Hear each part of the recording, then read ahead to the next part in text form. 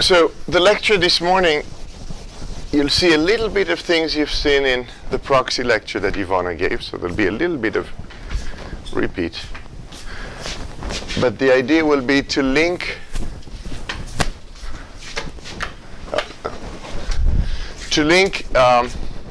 measurements we're doing of IOPs to properties of the particle that are inputs, for example, to codes that we use to compute what the IOPs should be. So if you will, and this is what we're going to do in the MeCode lab that has been moved to the fourth week. The forward problem is you say, okay, I have a particle that's made of X, so I know something about the composition of the particle. It has a certain size. Possibly I know something about its packaging, which comes back to the composition, as I told you before, so there's also packaging. And what I mean by packaging is not pigment packaging. It's whether it's an aggregate or a solid particle, whether there's water in it. And from all those, there are codes that will predict what the IOPs should be for one particle, and then I multiply it by the concentration, and I get the absorption in the in absorption scattering, volume scattering function in my suspension. What I'm going to talk about today is mostly this direction. So when we measure IOPs, can we say something about the underlying particles? Okay, so that's the inverse problem. We have this inverse problem also with remote sensing reflectance. That's an AOP in which we're doing this inversion. Okay, is this clear? So if we want to use optical measurement to study oceanic particle and dissolved material, we need to understand how the two work. So we have to understand the forward problem first, and then we have some hope to go back. And the point is that if optical properties were the same for all particles, we couldn't use them to distinguish between them. So what we're using is the fact that these optical properties vary between different kinds of particles. So just to give you a sense that indeed we have a very richness of different shapes in the ocean and sizes, this is just a collection of images from Google Image of different phytoplankton, and you see they form colonies, so that may be what we can call the packaging. They have very varied shapes. Some of them have cell walls made of silica, like diatoms. Some calcium carbonate lith, like occolithophore. They might shed them. So based on this, we expect them to have varied scattering and absorption properties, because these varies. Not only phytoplankton have varied shapes, and we have other organic particles like bacteria that obviously on a microscope look different than the medium around them, therefore suggest that they will scatter light, and they might have some chromophores. Then we have things like sand, silt, and clay. And we have these aggregates, which are some conglomerate of all of the above in sticking with an organic matrix. So in short, what we'd expect is that different particles will have different absorption and scattering properties. Now, the type of measurements we do, unless it is a specialized instrument like a flow cytometer, where one particle at a time is inquired, we tend to look at, particularly when we put instrument over the sides of a boat, at the bulk. So most of what I'll be talking to you today is bulk analysis. We're looking at everything in suspension and trying to infer properties for the whole suspension. Is it mostly organic? Is it mostly inorganic? Am I dealing with big particles? Am I dealing with small particles? Things like that. Okay? So it's not very specific. It's kind of broad. Okay. So size we characterize. So as you saw, it's very hard to assign a single size to a phytoplankton, given everything it sticks around to. So here we'll characterize it as something like the third root of the volume. something proportional to that. So the amount, in this respect, it's something like the amount of carbon in it. It's mass that's proportional to that volume. Composition in optics, it's really, the way we see it is by the index of refraction. So the further your index of refraction from water, the higher your index of refraction, or lower in this respect. Bubbles have an index of refraction of 0.75. It's air in water. So they're very different. So the more different you are from water, the higher the real part of the index of refraction.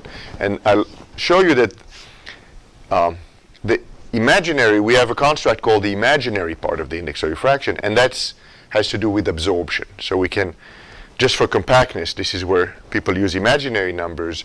For compactness, we can have a combined index of refraction that has absorption and scattering effect all in it. Shape, we usually look at it as a departure from sphere. So that's in the macro, in the big. How different are you from a sphere? You're more elongated.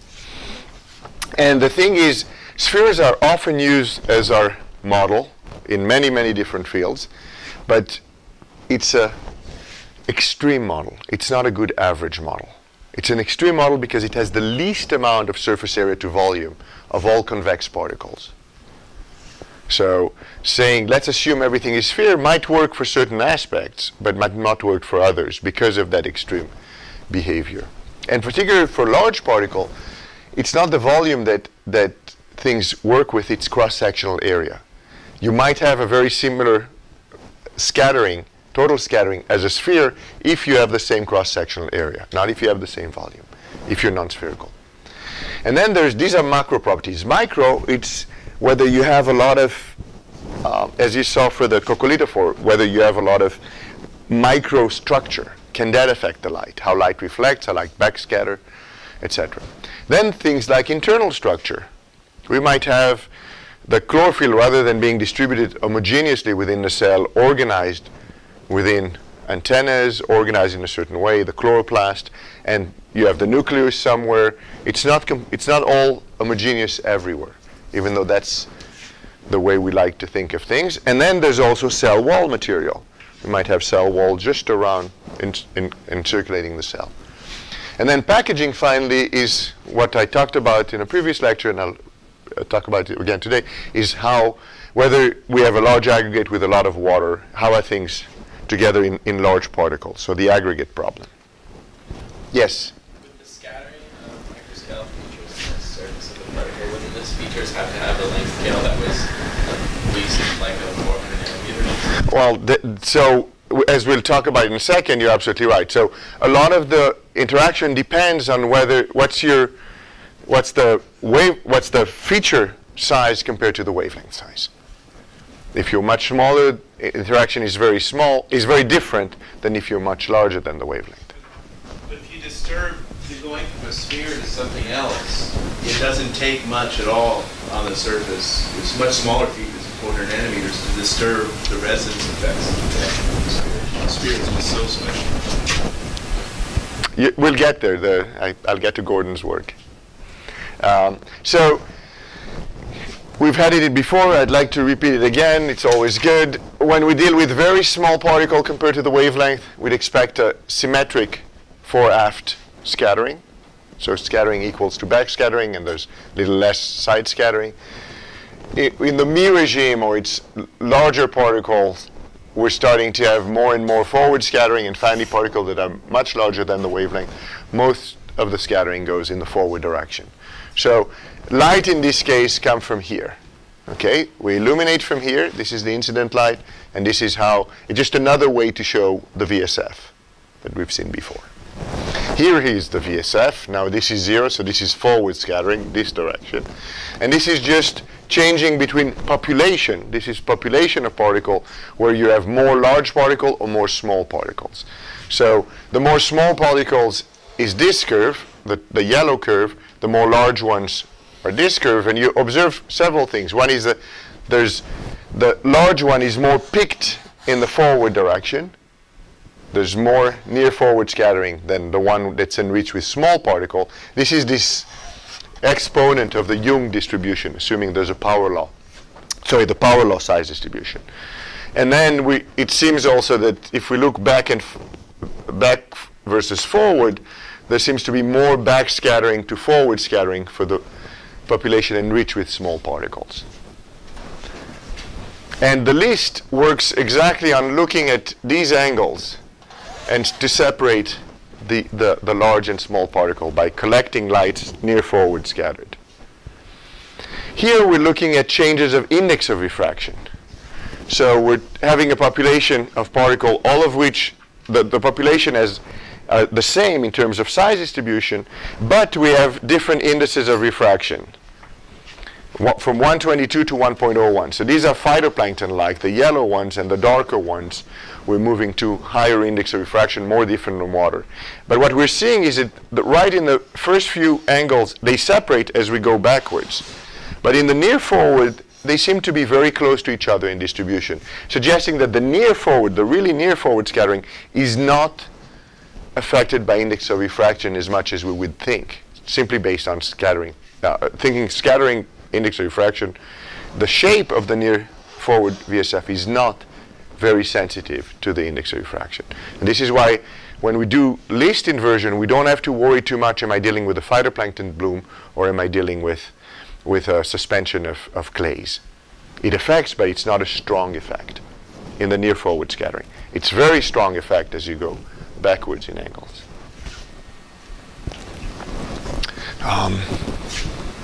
So near forward scattering, strong dependent on size, but less on index of refraction. We went through this, so I'm not just going to remind you that we can do size also with the spectrum of beam attenuation. You feed a power law, and there's a relationship between that and the power law exponent if this applies for a suspension of particles. And I'm also quoting here a paper by Deal and Hart, which I forgot to last time, in the 1980s, looking at this. So flatter beam attenuation, we're more enriched in flatter beam attenuation. Small gamma implies more enriched in big particle. More steep beam attenuation spectra, we're more enriched in small particle. And we've seen that even in your data. Just 2 words on size distribution. This is a nice paper where they combine a whole lot of different methods to build the size distribution that goes from a micron all the way to a centimeter in size. So there's 1, 2, 3, 4 orders of magnitude. And they used everything in this, from cameras for the large end, and in the small end, I don't think they used flow cytometer, but other technologies. In any case, when you plot the size distribution, it often fits well a power law. Okay, it looks like it works great. But you take the same data and you transform it to a volume distribution, it looks nothing like a power law. Power law would imply it's straight. And this is exactly the same data. So depending on the technology you use or what you're interested in, you have to be very careful what you use. And remember that sinking flux, for example, goes like settling velocity times mass, or settling velocity times volume times density. So if you're interested in sinking flux, this is really what you're interested in. And you don't want to fit some line here and assume you have it all, because the large particles that appear here will play a big role in getting stuff to settle. So this is exactly the same data. And yet it conveys to us a different information. So how you plot data makes a difference for you as well as your audience. And apply whatever problem you're solving, it might be sometimes makes sense to fit a line and sometimes not. I'm going to use the data as is because it makes a difference if I do.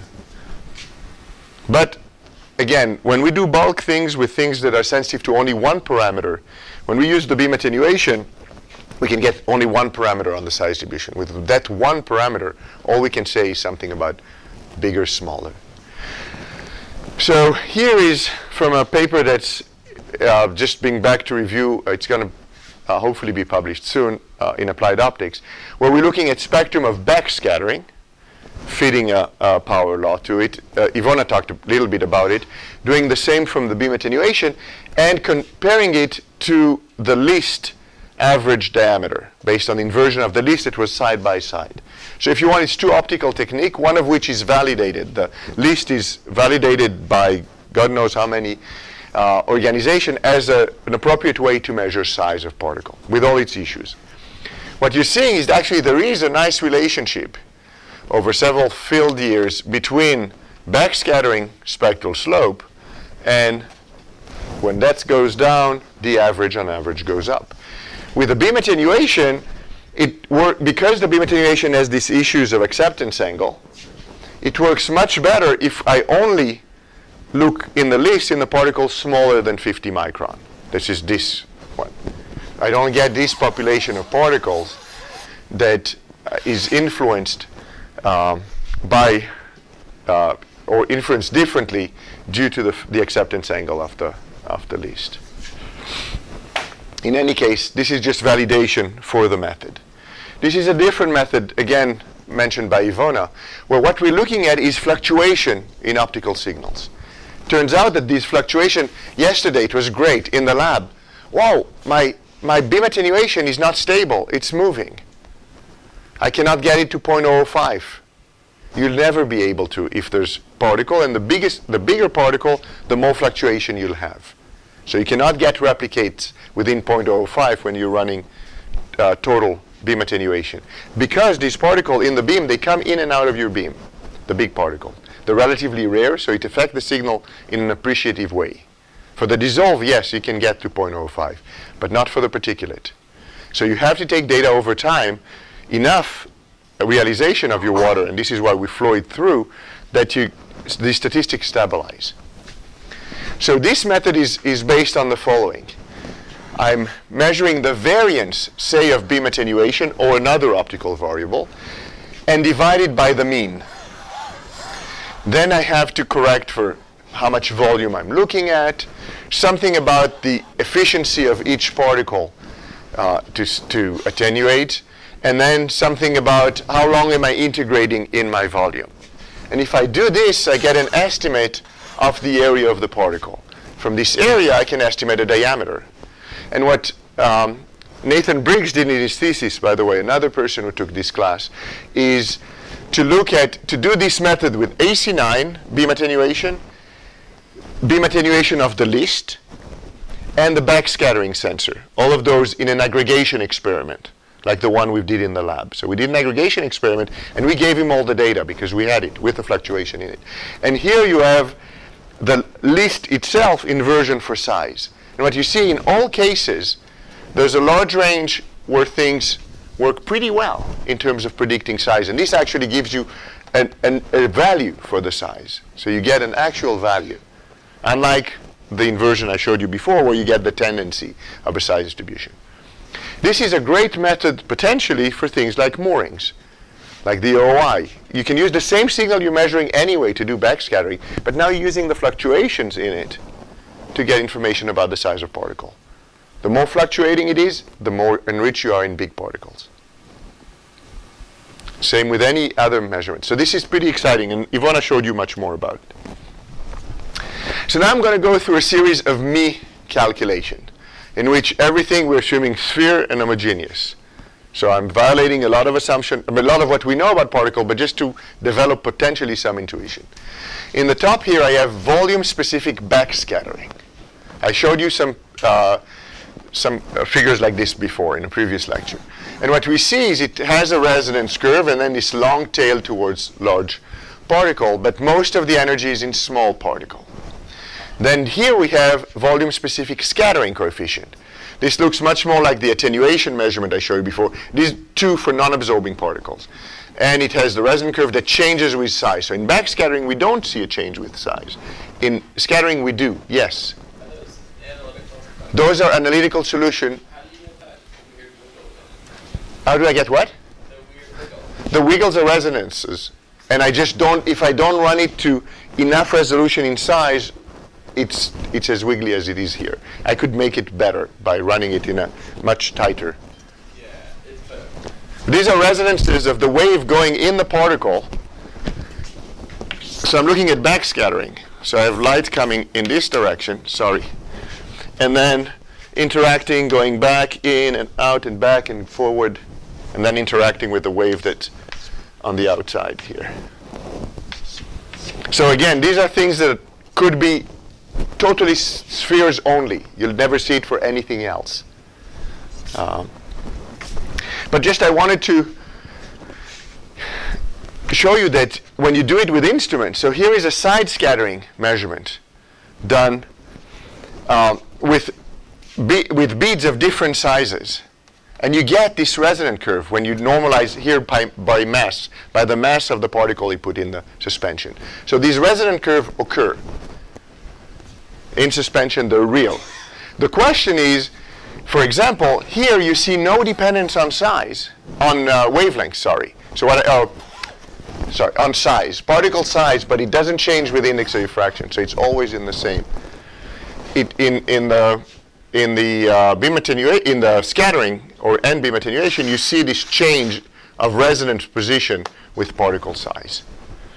This is all for 660 nanometer. So you see a very different behavior on backscattering and scattering, which made a lot of people, and the backscattering one is on 0.1. This should be micron, not millimeter. I'm sorry. This is micron, 0.1 micron. So this made a lot of people suggest that backscattering is dominated by submicron particles, and there's a whole field that went looking for those particles. Because if these results are correct, based on me calculation, what dominates the signal we measure in space are particles that goes through our filter, or a lot of those. We're still looking for them. I'll get to that.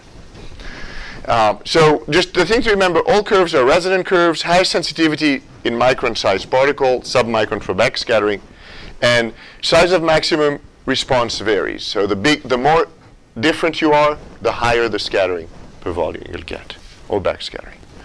Now if I normalize everything, this is what physicists love to do. So this is beam attenuation per mass, and I have this funky variable that I defined to you before, 2 pi, it's going to be 2 pi diameter over wavelength times the index of refraction minus 1. They all collapse into something simpler. It's in the same place, but we have less physical intuition about it. So we have the same dependence if we take into account changes in wavelengths, changes in index of refraction. But it gives us some, I mean, this is often what happens with waves. They behave very specifically, and we have this beautiful resonant curve. Okay, so there's a point where you get the most bang for the buck. If you're very big, if you're very small, relative to wavelength, you're not going to have much scattering for the same mass, same amount of material. So how you take your particle and divide them makes a big difference on the response you're going to get. So here I'm going to look at another parameter that have been mentioned before, but we haven't gone much through it. It's the backscattering ratio. So backscattering ratio is particulate backscattering to total backscattering. If I have some information on the index of refraction and something about the slope of the size distribution, assuming it's power law, I can use me codes, as you'll be using, to derive something like this. Here I have the backscattering ratio. Here I have this size, information about the size distribution, and here I have lines of constant index of refraction. What can I see? I can see that as long as my size distribution is somewhere between 3.8 or 4 and 2.5, my exponent, most of the change in backscattering ratio is index of refraction dependent. The higher the index of refraction, the higher the backscattering ratio. And then size become important when things become really steep. That's when size suddenly then where I get this dominance by the backscattering being sensitive to small particles. Suddenly these small particles in the me solutions become dominating. So we measure this. We can estimate this from beam attenuation, because beam attenuation, again, the beam attenuation spectra says something about size distribution. So if we have this and we have this, we can throw our measurement on this phase space. So these are measurements done at Leo 15 of New Jersey. And lo and behold, we have first the particle, all these data fall somewhere along it. Okay, that's not fair because you can always do it. But these data were measured right next a shallow beach, about 1.5 meters off the bottom. Most likely quartz particle. These are the places where we had the most chlorophyll to beam attenuation ratio. So low index of refraction consisted with domination of phytoplankton. And then we get something in between in other places. So it varies from phytoplankton to inorganic particle in the places where we expected them to do. And here we can throw 55,000 measurements because that's as many spectra as we collected during this field campaign. So we're starting to develop, again, these are methods to try and say something about the bulk composition. Here I'm going to talk about, I'm switching completely, so I'm going to run into different inversion every time. Have to do with, and Mary Jane talked about Fe versus chlorophyll. So I have chlorophyll, the molecule. Okay? And this is a different packaging than what I called here. This packaging is the fact that as I pack more pigment in a cell, I'm getting less efficient absorption per molecule of chlorophyll. That's called the package effect. The first paper that I know about is from Doyson's in 1956. So you're taking this chlorophyll and you can extract, if you extract it as you guys did, into a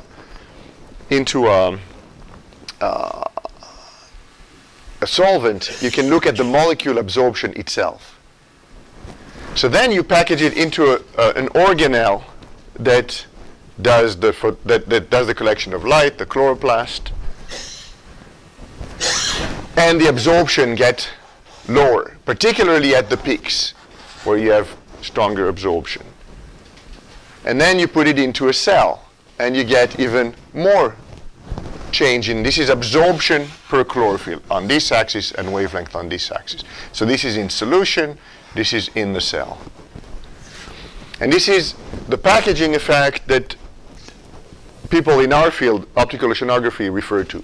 The packaging I talked to you before, the aggregate, this is what sedimentologists talk about when they talk about aggregates. So just same word exactly used in completely different context. Both of them affect optics, so this is why I use them.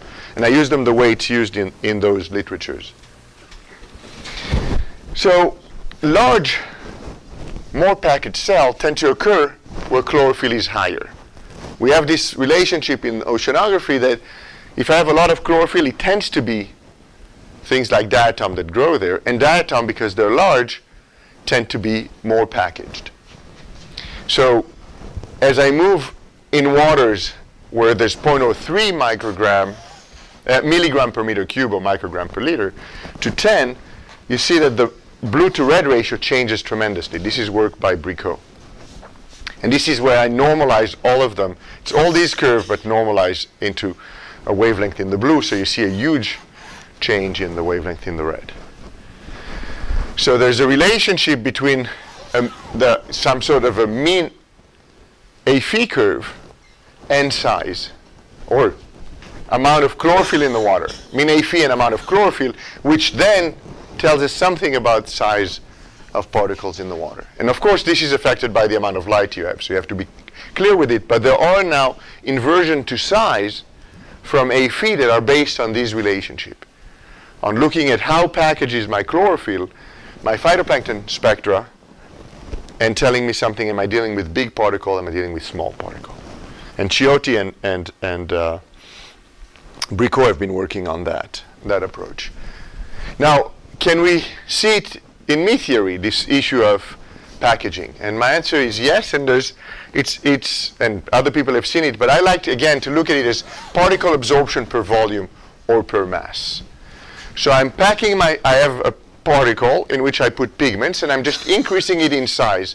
I keep my absorption, which is, and here comes the definition that's important. So I have an n prime, which is my imaginary part of the index of refraction, and it's useful for me, and I'll show you in a second how, which will be equal to my A of absorption of pure chlorophyll in solution times the wavelength divided by 4 pi. So the way we think about it, a wave equation, and again, this is advanced material for those who've never done it in physics, but in physics of wave, we like to do things with exponent. Okay, we have an exponent, and then, for example, we'll have I times wave number, etc., etc. And here, in terms of scattering, we're looking at this times n. And this will be the complex index of refraction, so it might be written as m minus I n prime. The absorption becomes, actually plus, the absorption becomes an exponentially decreasing function, which is exactly what happens in a particle. I come in with a wave, the intensity of a wave gets reduced as I go through due to absorption, and exponentially reduced. So this model, this notation of an imaginary part of an index of refraction is convenient because I'm losing energy as I go through. I don't lose energy in scattering, it's just going in different direction. I'm creating another wave, and that will interact with the wave outside. But the wave, the part of the wave that's absorbed is simply an exponential decay of energy within my particle. It's notation. It's just convenient for us. But it's the way by which we model things in codes like me. So when I'm dissolved, this is the dissolved part. I'm very small. I'm a very small particle. This is particle diameter in micron, 0.01 micron up to a micron. I'm very efficient in absorbing. This is most efficiency. It changes somewhat with index of refraction, but very little. This is due to the fact that if you're bouncing in and out inside your particle, you have more probability of absorption. And it happens in this resonance of scattering. And then it falls down like 1 over diameter. And this is the inefficiency, if you want. This is the decrease of efficiency of an absorbing substance as you package it. The bigger the particle is, once I'm absorbing most of the energy, the little energy that's left in my particle I'm using a lot of pigment that's producing a small reduction in energy by absorption. And finally, I'm absorbing all the light. If I'm very, very light, all the light is absorbed right here, and all this pigment does nothing. It's not absorbing any light. And so that's what happened when you're very, very large. You got all the light absorbed right when it got into the cell. The rest of it is not participating. So per molecule, per absorption, very inefficient. Which immediately makes you think, okay, so if I'm a large cell, where would I put my pigments?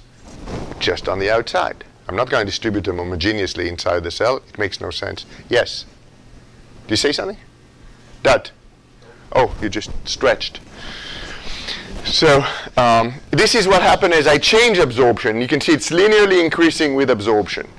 The dissolved part, this is I'm changing n prime, my absorption part, but keeping n, the value it's going to be for a phytoplankton.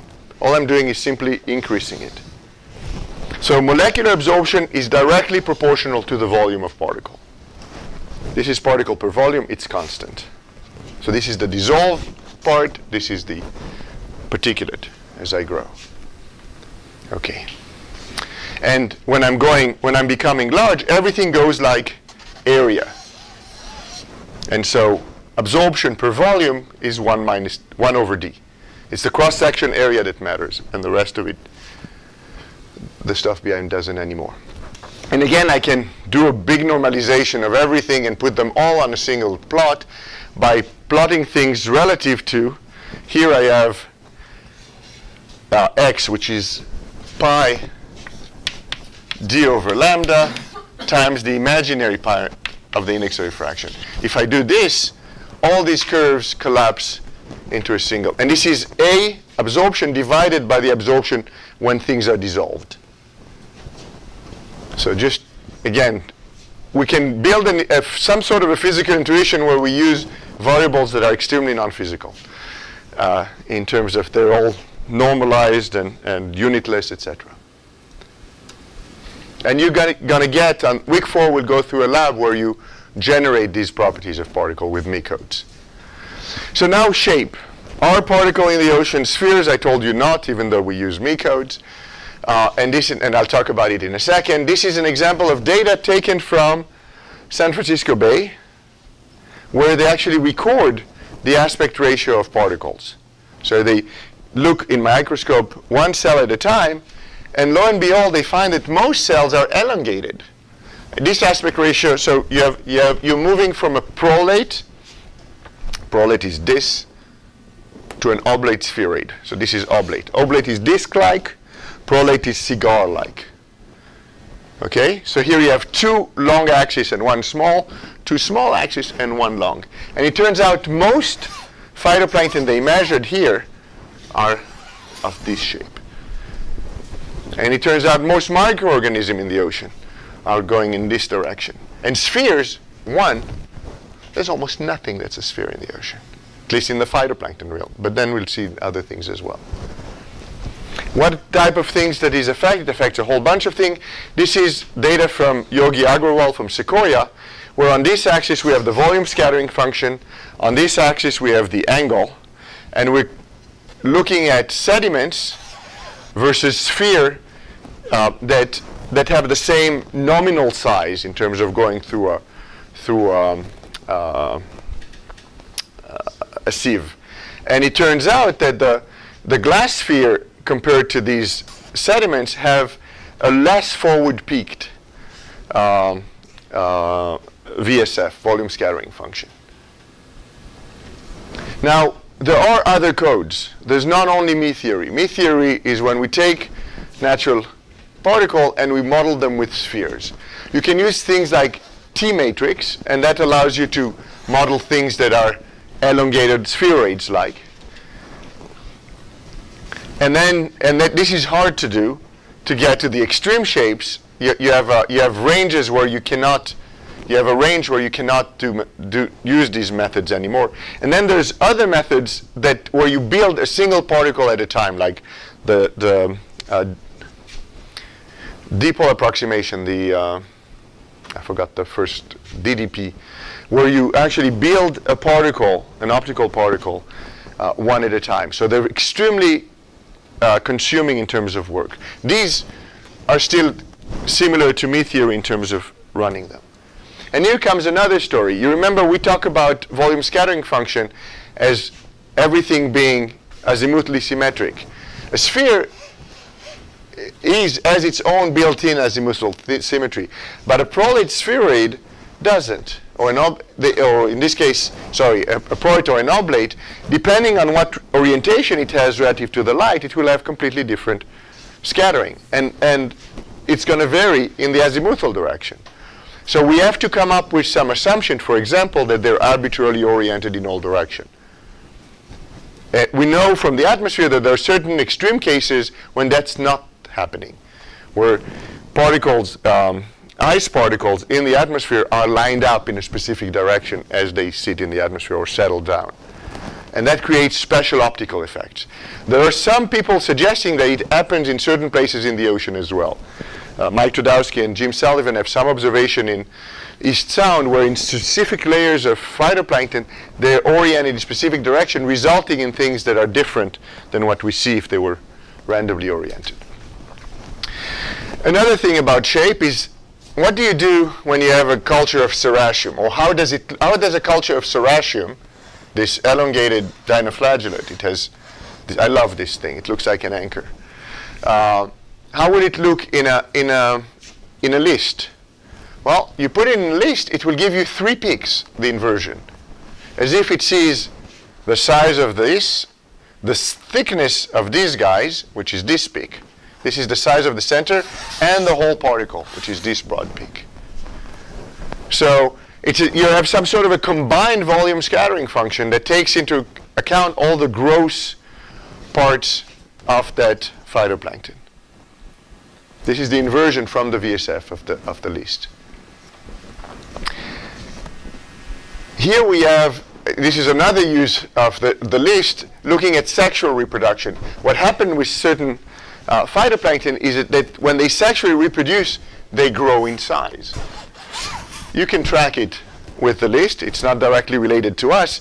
And when you have a red tide bloom in California, linodilium, what we have here is a measurement in the field and a measurement in a culture.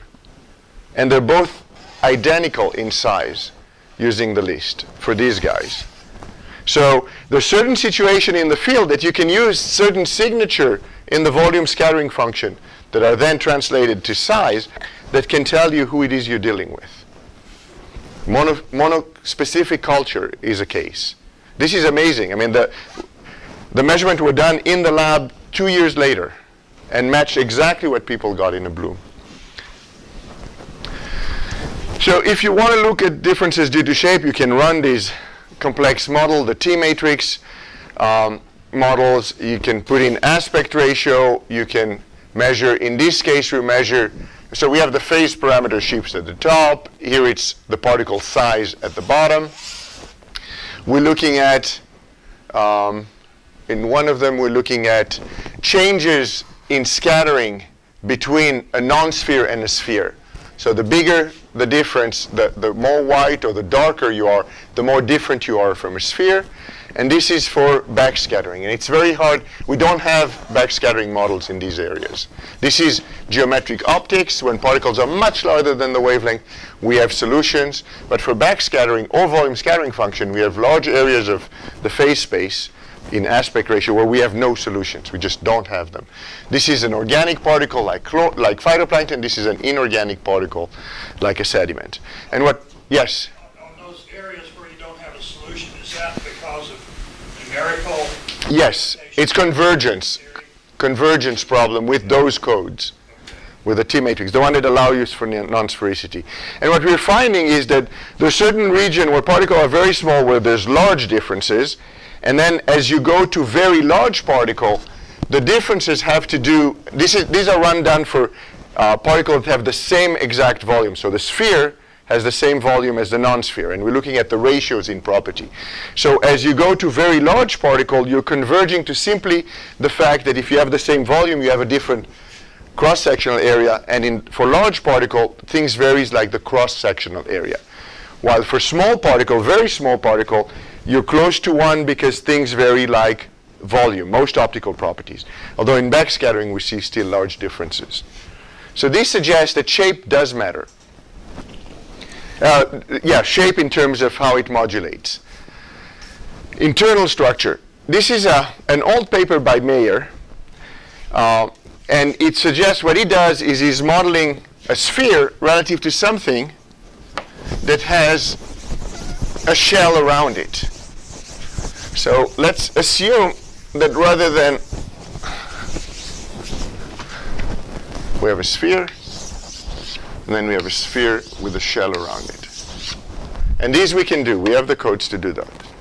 And so he has a thinly coated sphere. This is the solid line. He has a homogeneous sphere, which is the cell body. And then you have a holosphere, just the membrane. So the membrane is the thinly coated sphere is this thing that's oscillating up and down. A homogeneous sphere is it's this line here. And then finally a holosphere, just the membrane, is this one. And what he suggests is that the forward scatter is dominated by the cell body, but the backscattering is dominated by the cell membrane. So if you have something you see here where you have a membrane on the edges that's very different than the internal, backscattering could be strongly affected by having it. That's a paper from '79. And again, you see membranes in many organisms. So an organism where there is internal structure is not going to scatter the same way as an homogeneous sphere. That's the point of this. Now, why is it important? We have still a conundrum in the ocean optics community. When we look at observation, backscattering is relatively higher than what we'd expect. And the question is why?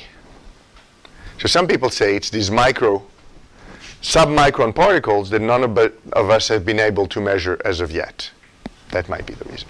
Other people say, no, no, it's bubbles. In the ocean, there's bubbles. In your simulation, you don't put bubbles. That's why you're missing it. Others say it's non-sphericity. Non-sphericity will cause increase in backscattering for large particle compared to spheres that we're using in modeling. And then we have another group that says that, no, it's internal structure. Read Mayer. If you have internal structure, you're going to have more backscattering. And there's no agreement yet. It's called the backscattering enigma. So in this paper, in her thesis, Amanda Whitmer, another graduate of this class, looked at backscattering of a whole variety of phytoplankton cultures.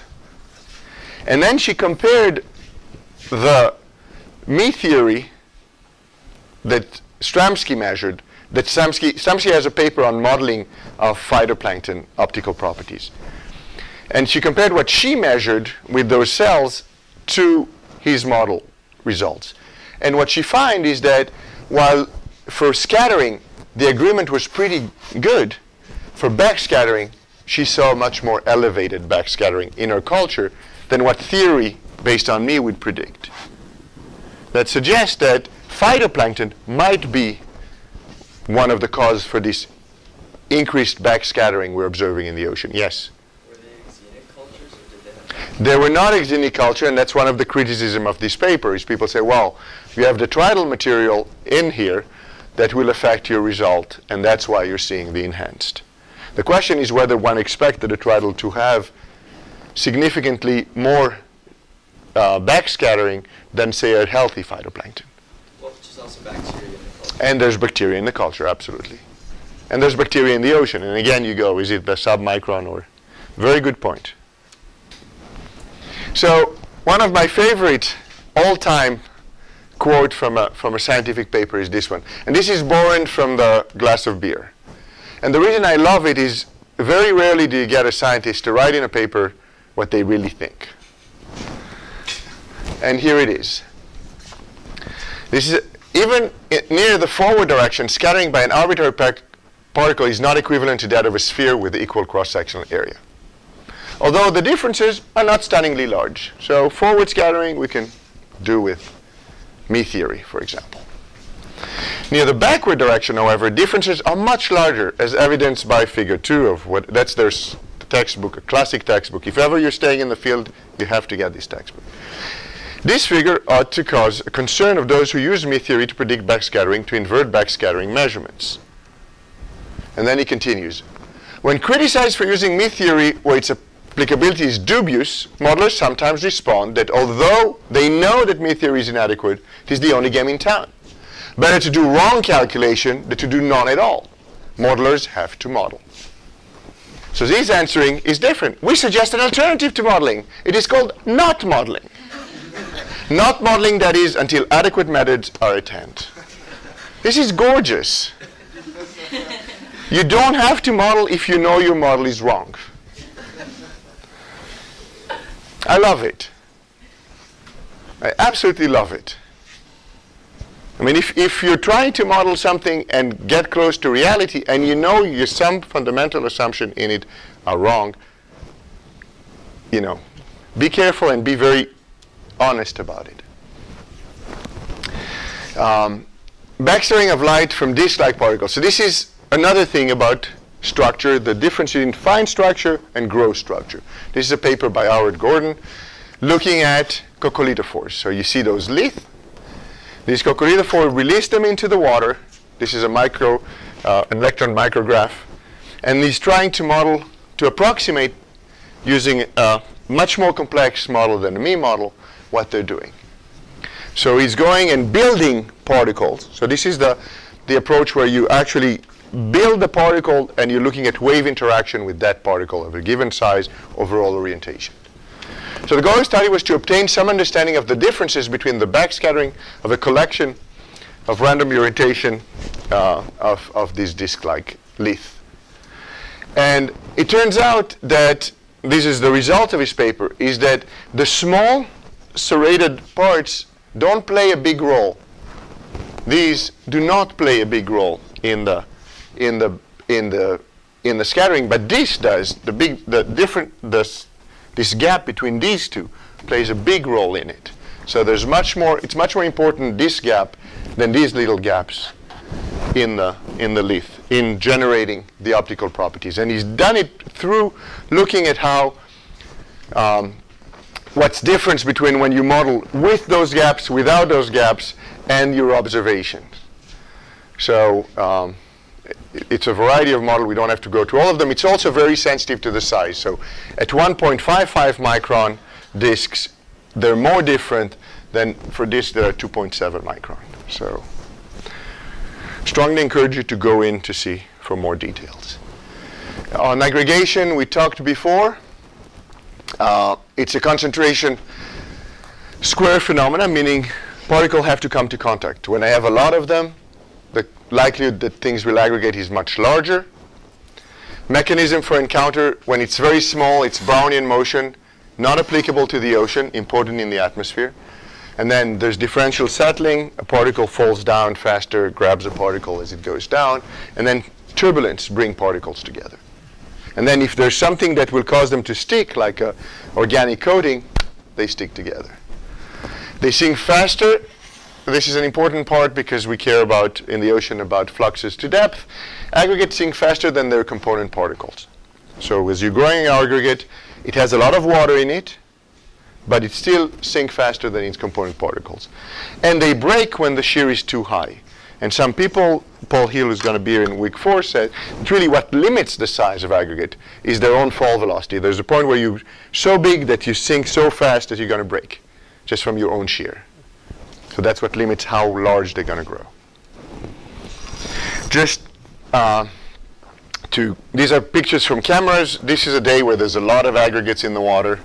This is a day where there's not a lot of aggregates in the water. So we see them with cameras. It's very hard to see them, to differentiate them in the list, except, as I told you, if you see large particle in the list, you can break them and see if indeed they break.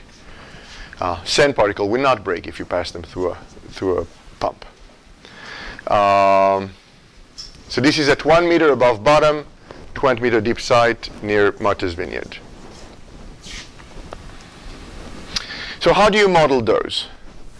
So we went to the literature and looked for models, and there's one from 82 by Latimer, and he suggested an aggregate can be well modeled by the following. You assume you take a model, a me model, but where you have the aggregate material all in a shell around water. And then you take a non-spherical particle and model that has the same volume but a specific axis ratio. I think it's 2:1 or 3:1, I don't remember. You average these two models, and this gives you a relatively good model for absorption, scattering, and by definition total attenuation. But it's not a good model for backscattering or volume scattering function. Just for to give you the right behavior relative to the forward scattering. If you use that to predict what's going to happen as you increase water fraction to a marine-like particle, what you find is that beam attenuation per volume will stay constant as the aggregate increase. And I showed you evidence for that from the aggregation experiments before. So while each one of them has a different resonance, as the solid fraction decreases as you're getting a bigger and bigger aggregate, the resonance also moves to bigger and bigger size. So you don't have and we're following changes here. We're following changes in fraction as people observe in the ocean. There's studies that have looked at how the amount of solid material changes as you grow in size. And again, of course, this will vary from place to place. But why does it matter? It matters because we talked before about the fact that the observed range of beam attenuation per mass is relatively limited. This is the study of Hill. And if I looked at solid particles, single grain, the big particle will not contribute at all. But that's not the case for large aggregate. Large aggregate can still contribute as long as the acceptance angle allows to collect the forward scattering from them. So these are theoretical calculations, but they seem consistent with this observed range. And the Khalifa et al., that's the paper where we use to see what the water fraction is as function of size of aggregate. So aggregate approximately conserve the cross-sectional area, not the volume of the particle, as they get them in. And those of you who like this complex math, what's happening when you're in a fractal dimension close to 2. Fractal dimension close to 2 is what happens where you're conserving the area of particle while there's a lot of space between them where it's full of water.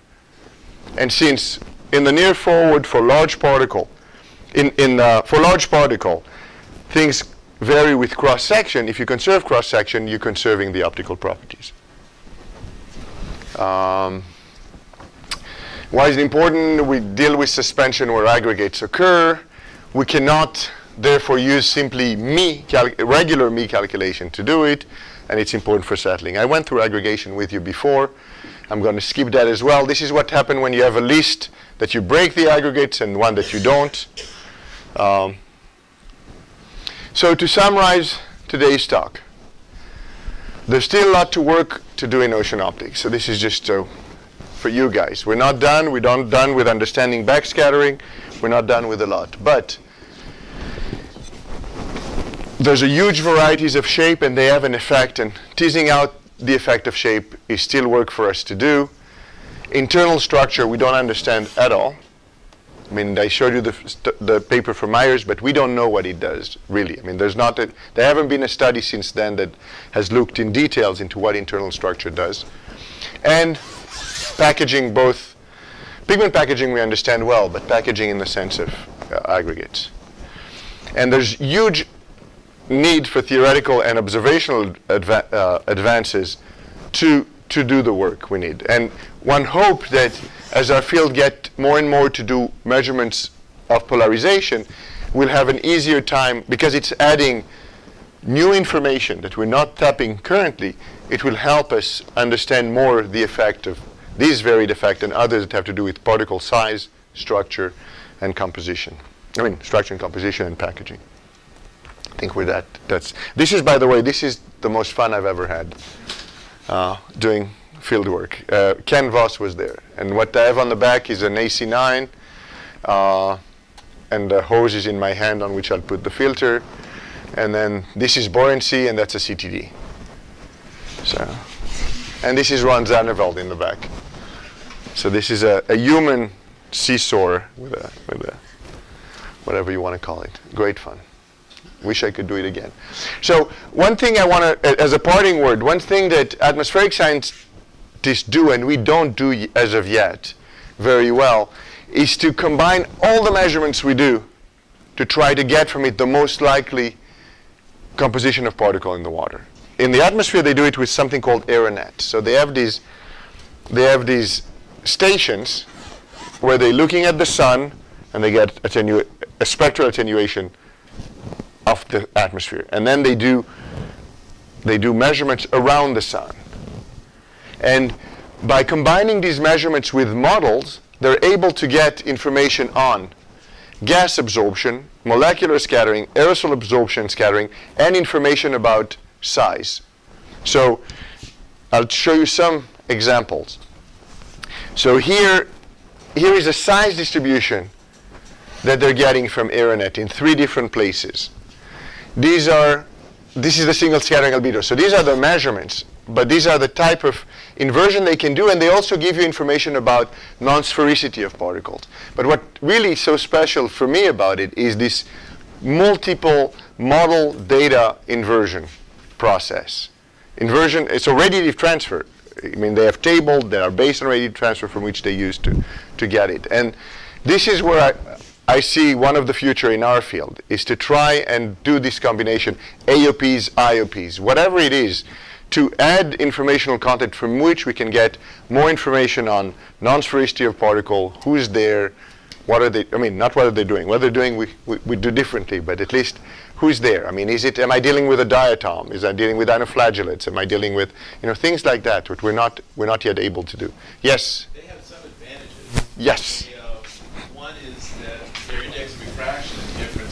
The relative index of refraction in the aerosols is tremendously bigger than most of the things we get to play with in the ocean, because you're doing aerosols versus air. refraction retrieval only works